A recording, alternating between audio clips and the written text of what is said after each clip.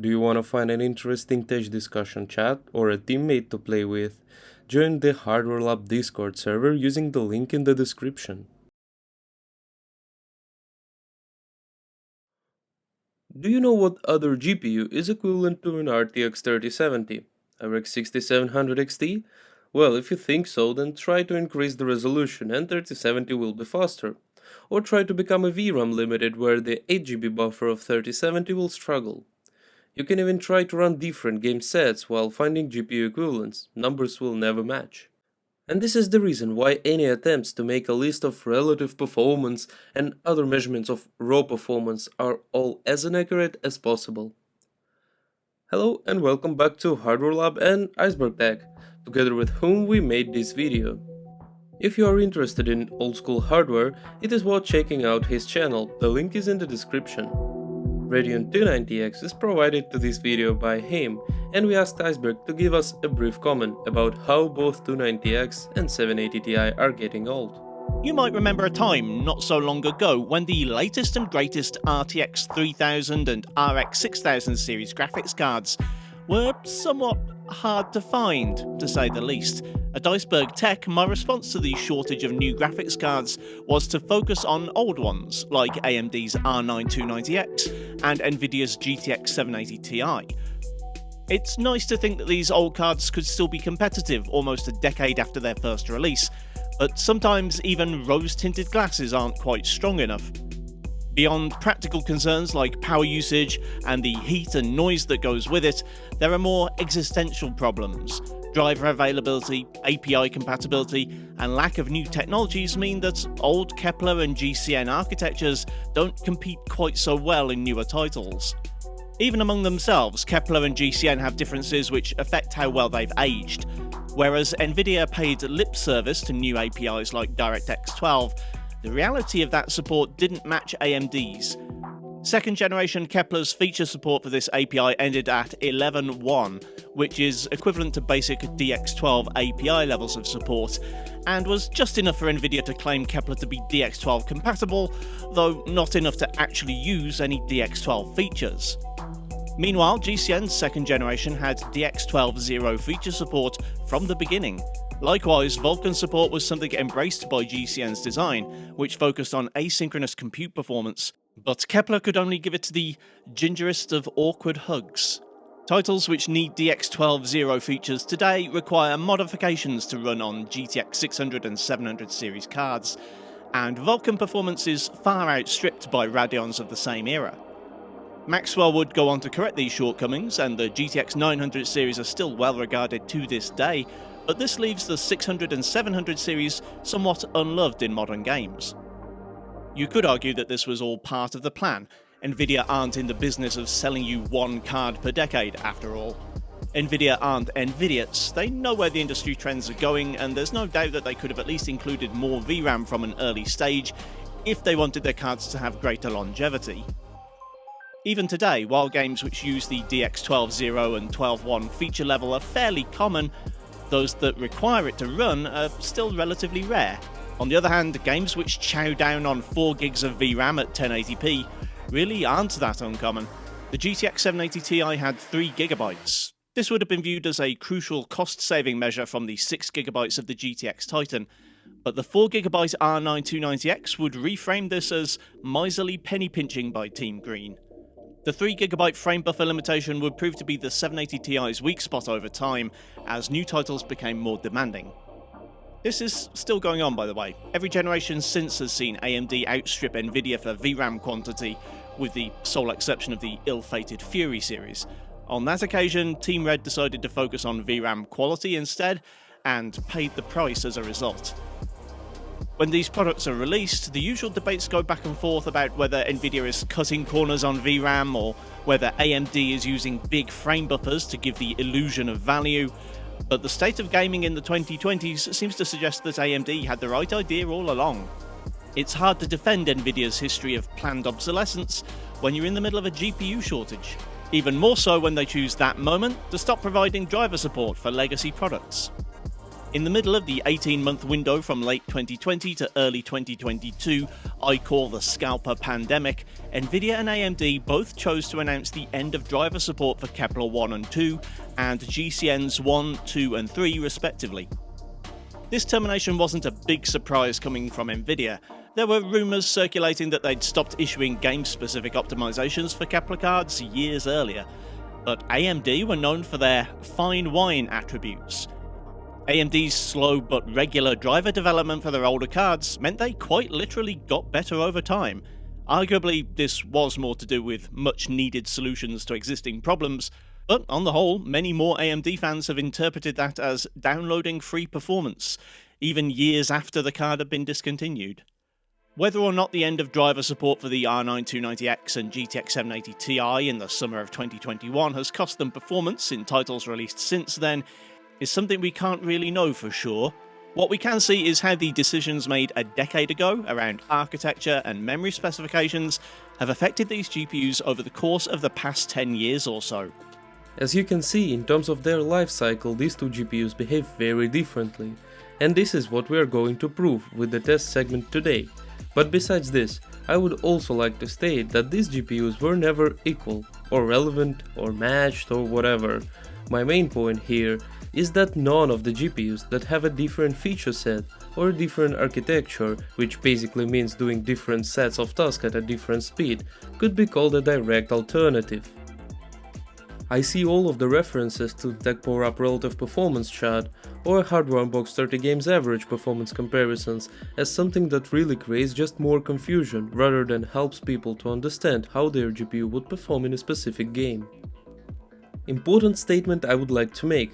We're not blaming Hardware Unbox or Daniel Owen for these approximations, we just have an opinion that they are wrong in this thing, and today we are going to prove this opinion with really strong arguments and give our own advice about the things you should know about the GPU you are going to buy instead of just following these relative performance charts. Coming back to our tested GPUs, Radeon R9 290X was released in mid-2013 and became a really strong competitor to Nvidia's Titan released earlier. Titan was a card so powerful that it's out of generations. It was priced for $1,000 in 2013. 290X was priced at just $550. Nvidia needed to do something with a really successful AMD top tier card, and they released 780Ti at the end of the same year. But well, of course you should pay a premium for Nvidia, and it was priced for $150 more. Why did people pay more for the card with less VRAM and worse API support? I guess for the Nvidia logo on the box, but it's better to ask those people. Anyway, a brief introduction is done, let's talk about benchmark structure. We will check 2 or 3 games that have been released each year during the whole life period of these GPUs. Every game will represent an API that it is running on, so that in each year there will be a representative test on all of the APIs that were common during it. In the games that get super limited with premium Team Green 3GB of VRAM buffer, we will lower the settings to avoid testing a VRAM instead of testing a chip and its architectural abilities. However, we will try to maintain a balance and don't go to a potato mode, because, you know, if 290X can handle fancy visuals and premium swag VIP piece of marketing cannot, what's the point of turning on potato mode on both? Moreover, managing the VRAM limitation effectively is also an architectural thing, because for example, 290X never struggles that bad in terms of VRAM limitation. Even 7970 doesn't, as I believe, but this is not accurate. Oh yeah, and keep in mind during your watch that according to TechPowerUp relative performance, 780Ti is 4% faster than 290X. And finally, when the explanations are done, we can move on to the benchmark section. Stock up with cookies and tea, cause it's gonna be long.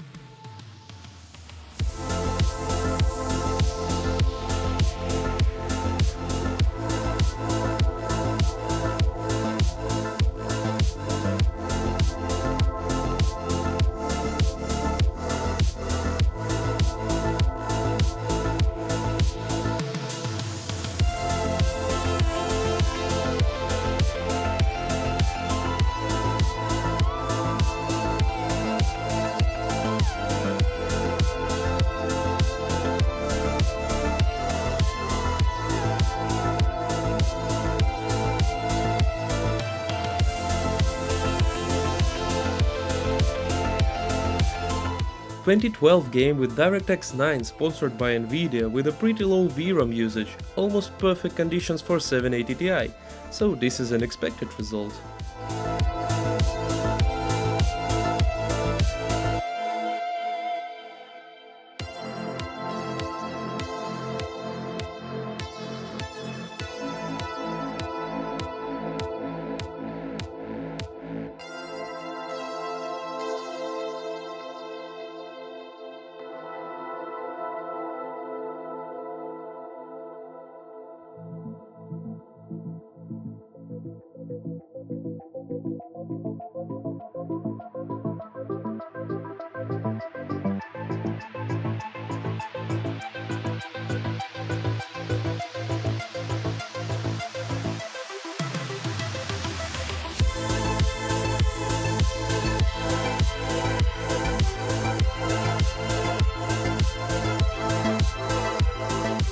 And one more game with an advantage on the Nvidia side.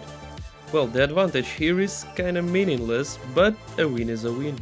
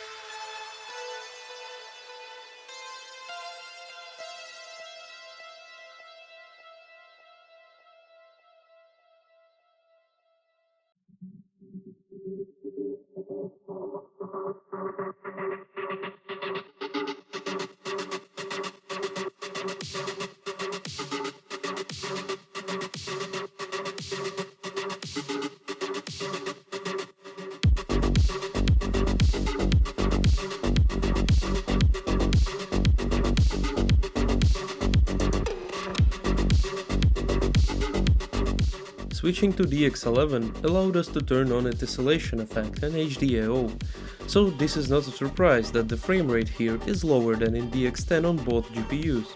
But the drop on 780 Ti is larger, so this is already a first bad sign. Keep in mind that this game was released even before either of these GPUs.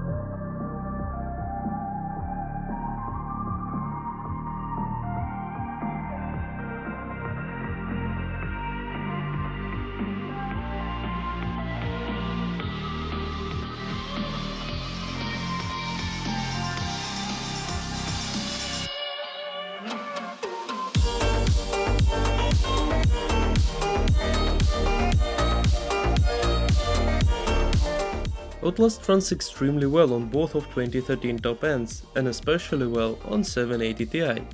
However, take a look at the scene with the lowest frame rate drop. It seems like the game is loading the outside hospital location during that drop, and 780 Ti fails to do that as quickly as 290X.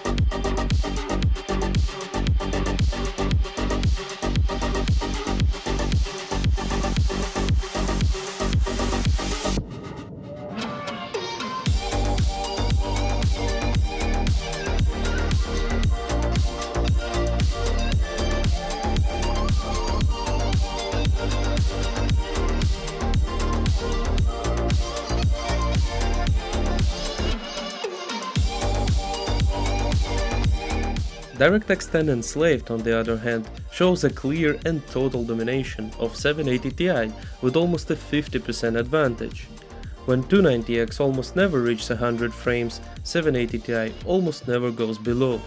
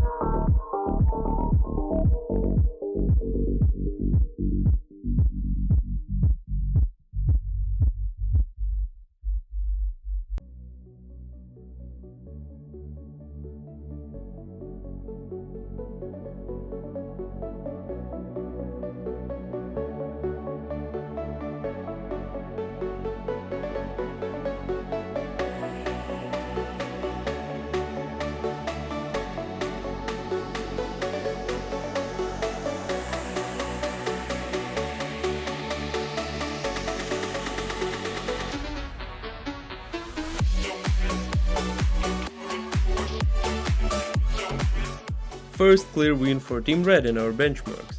And yeah, we are still in 2013. Important thing here is that the first game for 290X to win is based on DX11, keep it in mind. Oh, and just one more fun thing, on 290X the average FPS in Enslaved and Tomb Raider are kinda equal, while on 780 Ti Tomb Raider looks like something a lot more demanding than Enslaved. So based on that result, we already can state that the GPUs were not equivalents from any point even in 2013.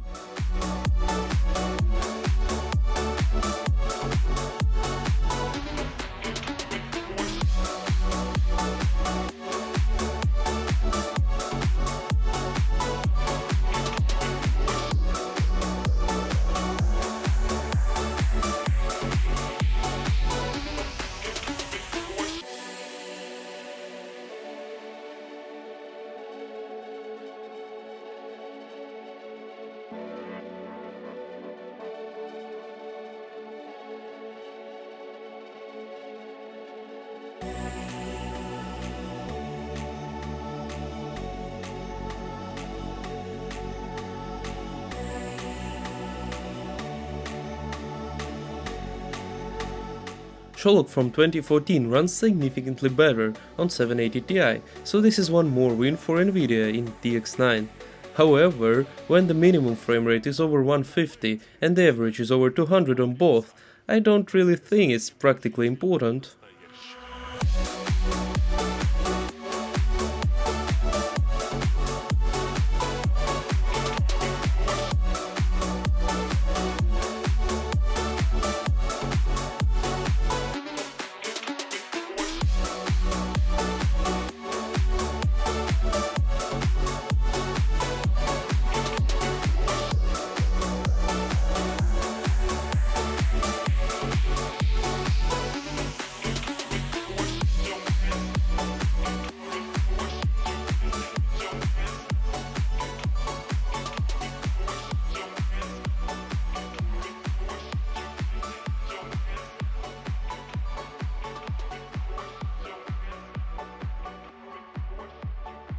This test can be counted as useless because there is a strong CPU limitation on both sides.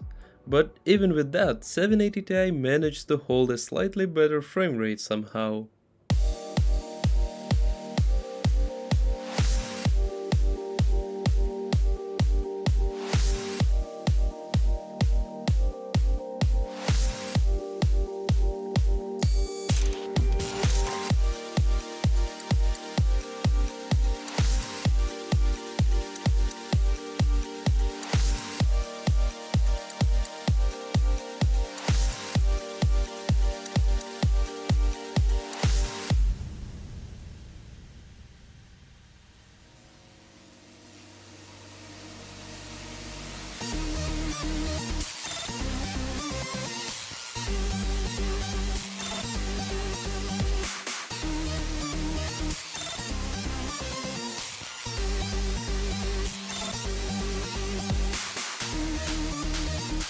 One more technically advanced game, from 2014 with the X11, and more expensive 780Ti loses its advantage again.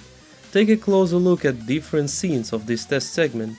In a scenes with a lot of dynamic light sources, alpha effects and general action, 780Ti drops a lot more significantly and wins only in simple scenes like this. I would say this is a clear win for 290X, despite lower average frame rate, just because consistency of the frame rate is more important than the raw number.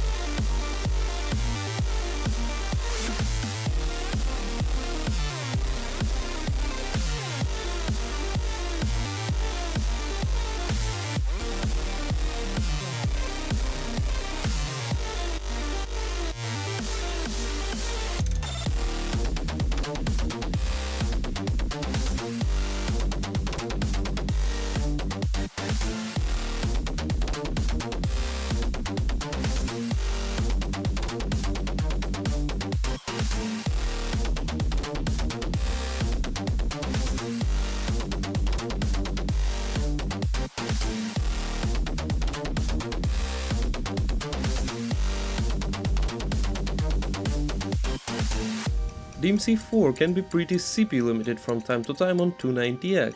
On 780Ti, however, CPU limitation in this game is consistent. It means that even with providing a higher FPS than 290X, 780Ti still has some free resources. One more win for 780Ti, and again on the older API.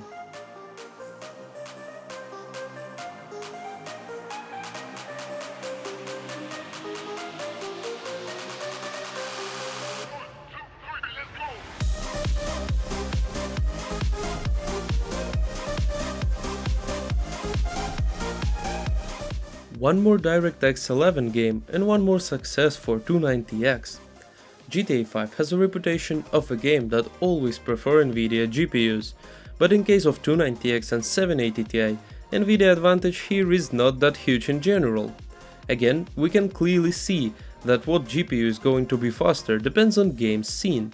290X manages flight over well-detailed vegetation better, but after that loses completely in the city shooting scene. GTA 5 shows one more important thing. 3 gigs of VRAM are dead. You could argue that yeah, there is a VRAM limitation, but the game works fine and you would be right, but what if I tell you that we already lowered the texture setting to high and turned off all advanced parameters to reduce VRAM limitation? But it is still there, even on those settings.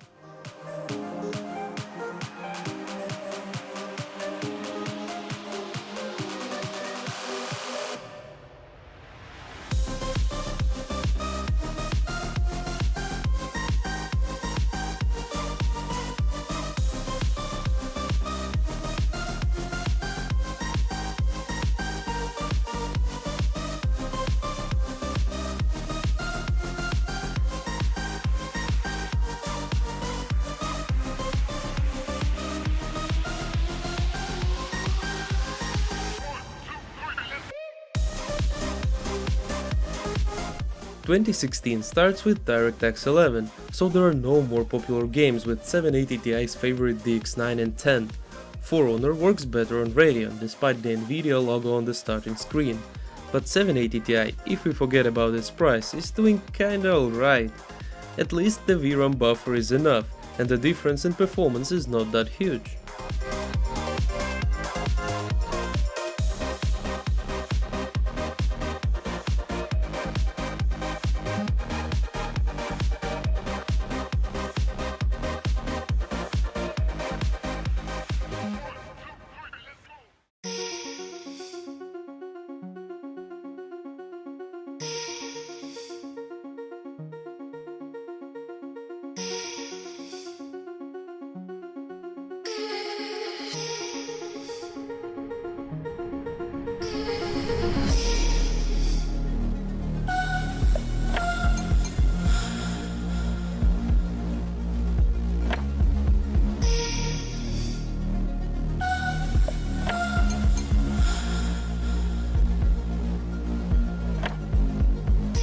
Despite using the lowest texture setting, Deus Ex on 780 Ti is super VRAM limited.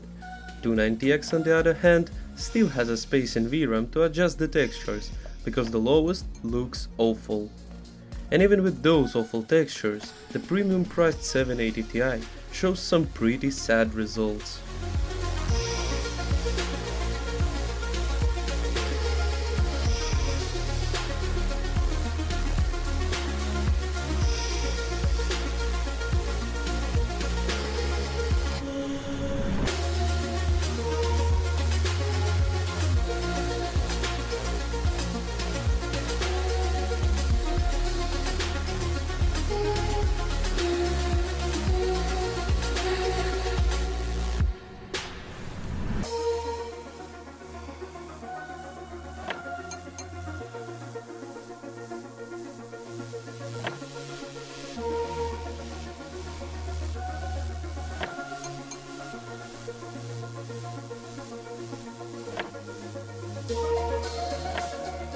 .290X runs Doom with high settings extremely well. I would say there is even a space to turn on the Nightmare preset. And 780 Ti? Well, the game is just working, I guess, somehow.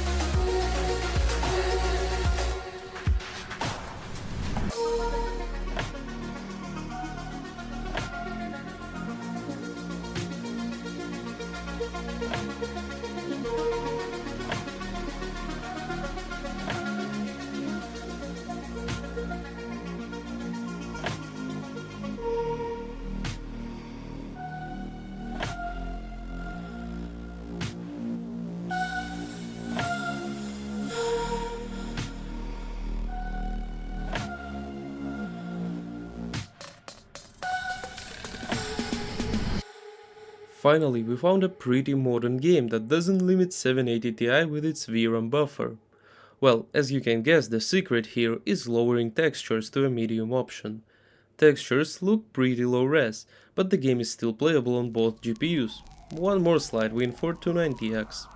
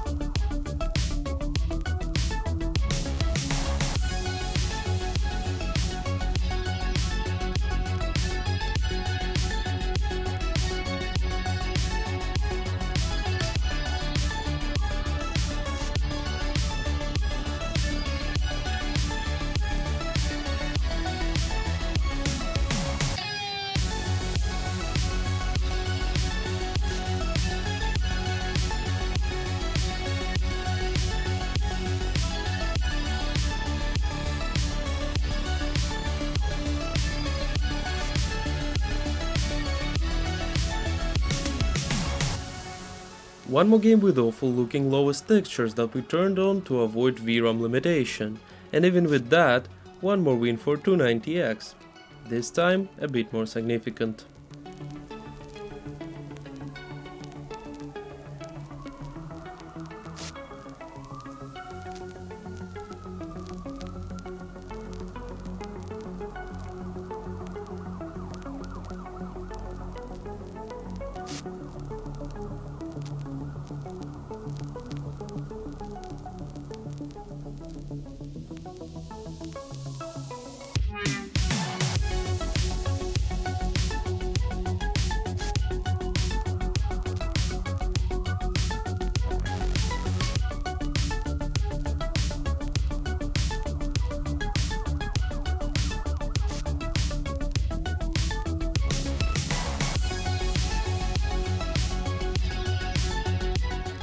If you try to turn on LODs higher than low on 780Ti in Wolfenstein New Colossus, you would get around 6 FPS due to VROM limitation. However, we managed to use something balanced with some parameters on high, some on medium and some on low, and that at least works somehow on 780Ti.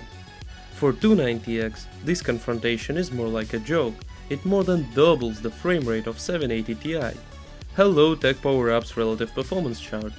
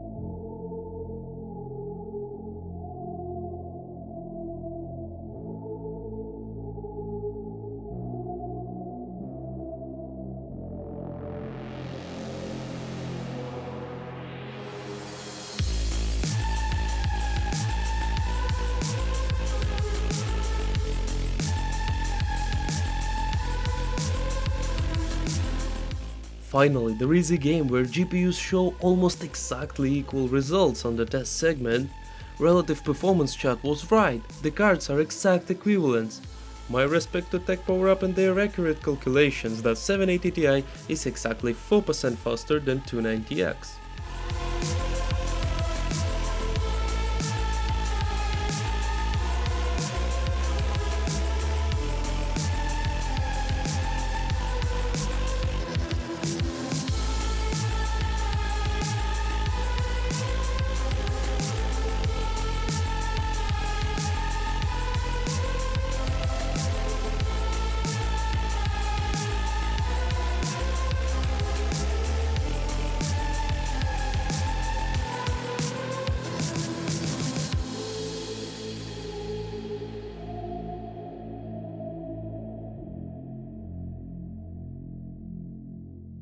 If you think that something is missing on 780Ti, you're probably right. 780Ti just doesn't render the volumetric effects in this game at all. But even without volumetrics and with lowest textures, 780Ti is far behind the 290X in terms of performance.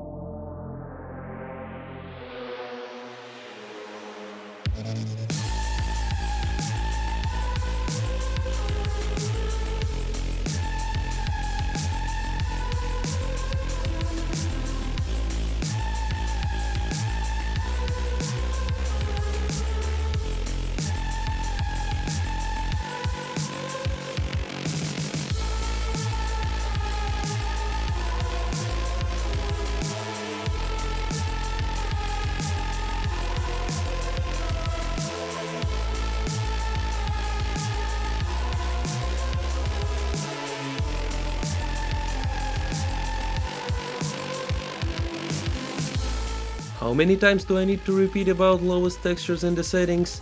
Yeah, they are set to lowest here as well, and lowest textures in Strange Brigade are especially blurry. Performance wise, 780Ti is even further behind the 290X here.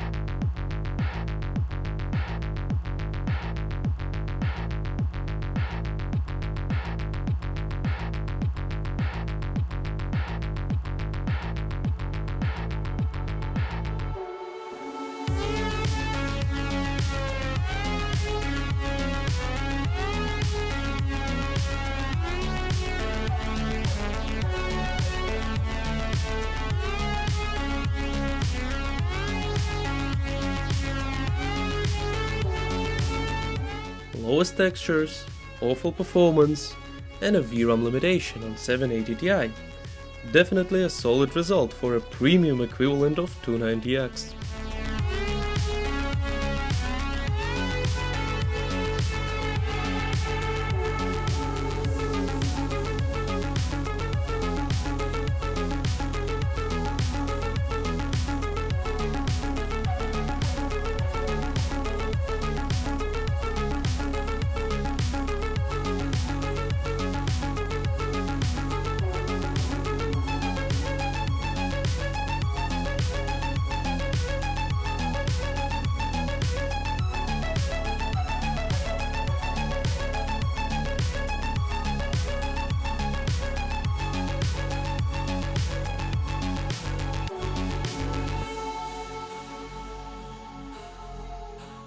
Further in the future, higher the gap between 290X and its premiumly priced equivalent.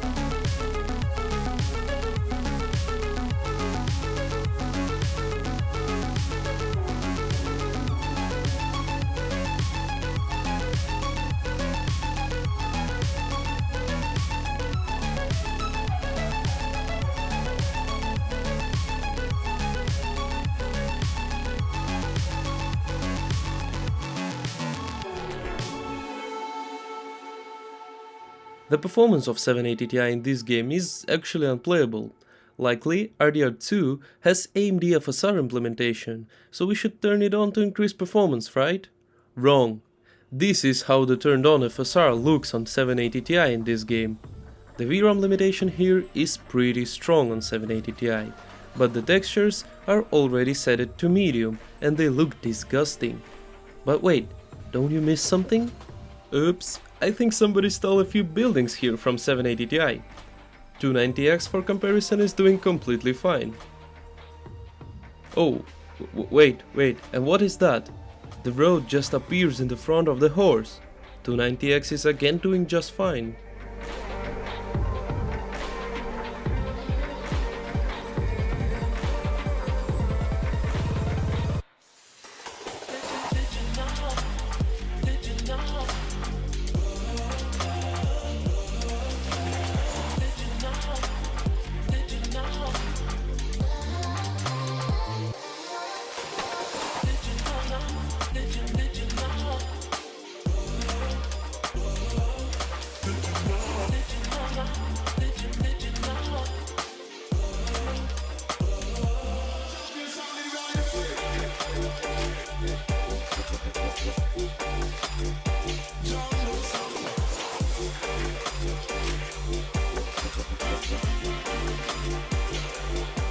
Mafia Remake on medium settings runs alright on both GPUs.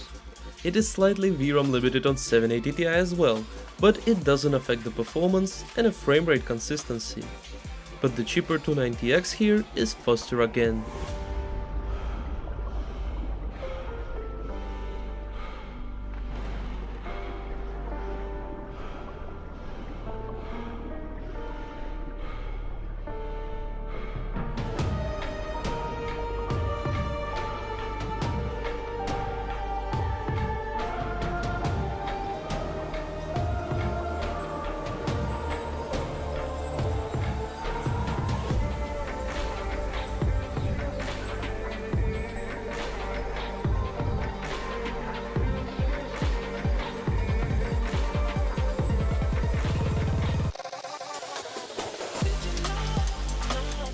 This trending theoretically requires the DX 12.0 level of API support to run, but through one fix with 2 DLL files, it can be easily run on DX12 API GPUs.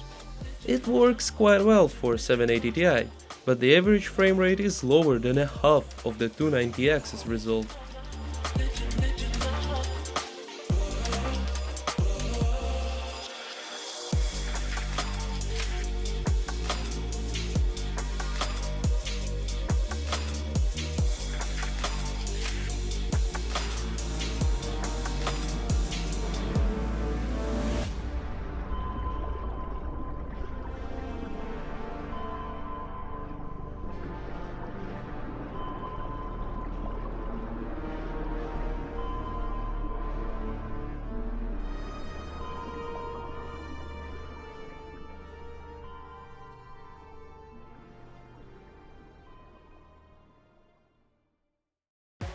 As the other ID Tech games, Doom Eternal works extremely fine on 290X and just works on 780Ti.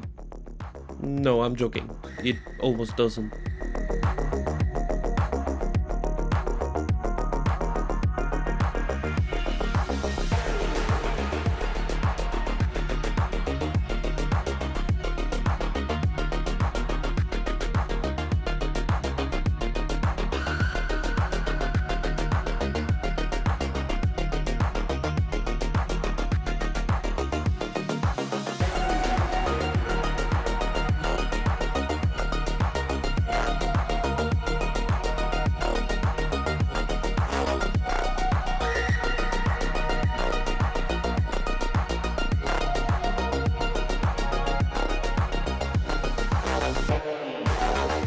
We tried to run Forza Horizon 5 as DirectX 12 game from 2021, and it worked well on high settings on 290X. The problem is that after new patch it doesn't even start on 780Ti, so we have changed it to another game.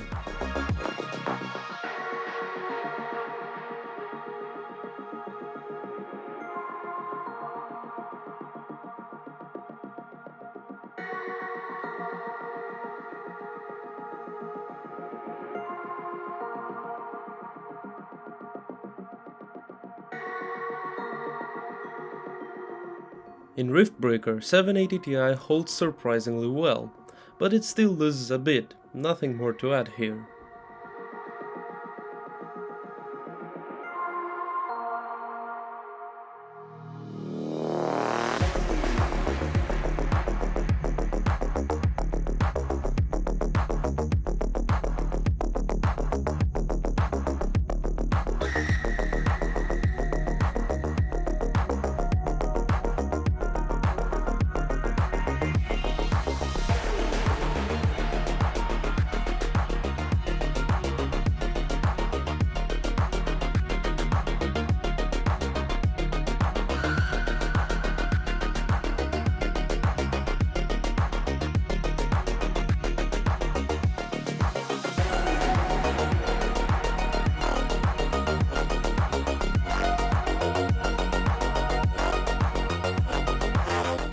Despite Evil Genius 2 using a Vulkan as a main API, 780Ti holds up pretty well. I would say this is connected to generally basic visuals and technology usage of this game, but still, cheaper 290X is significantly faster.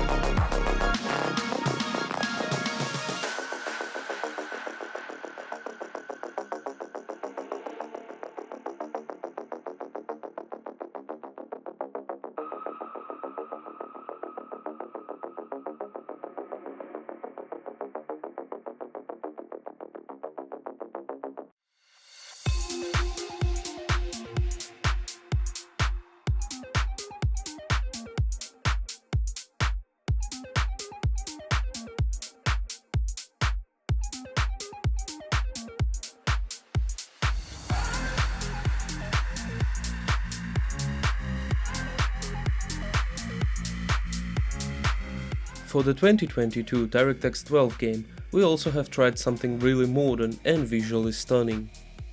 Blacktail Requiem works okay on 290X with FSR 2.1 balance on medium, and this test was even done before the newest major performance improving patch. But as you could guess, it didn't even start on 780 Ti, so this game was as well replaced with something less impressive.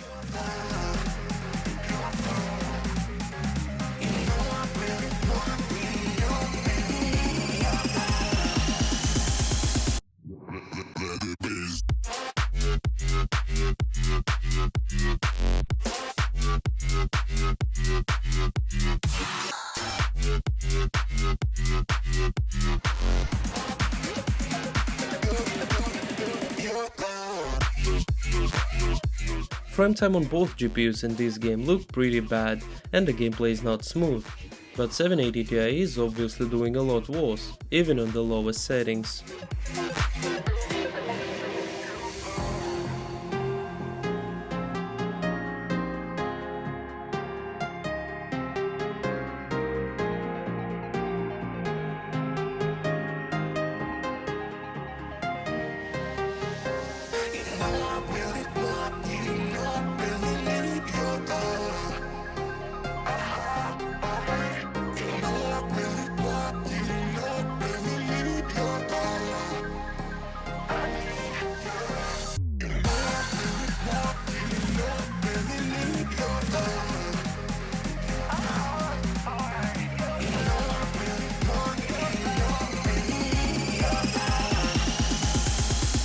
Get your hands up high.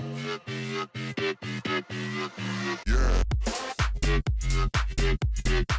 Surprisingly, the last benchmark in our test list shows an okay result on 780 Ti. Yes, it's doing worse than 290X, but not as bad as in some other games. However, remember the price of these two again.